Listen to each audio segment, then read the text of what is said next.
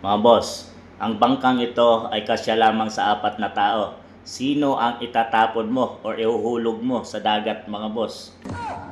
President Bongbong Marcos, yan, Ombudsman Rimulya, Senate President Tito Soto, yan, Senator Ping Lacson, at ang walang katungkulan sa ating bansa ngayon pero madalas nating nakikita sa social media, dating Senador Antonio Trillanes, mga boss.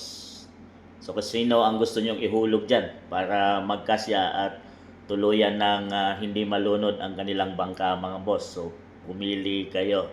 Pero kung ako ang papipiliin at padidisyonin, mga boss, kung sino sa limang yan ang ihulog, ay wala akong pipiliin, mga boss. Dapat sa mga yan, ihulog lahat. Yang limang lahat, mga boss.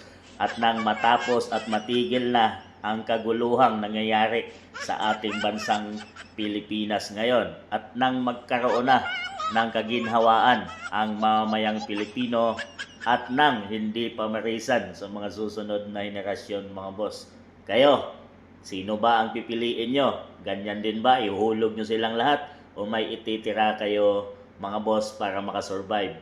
Pili na.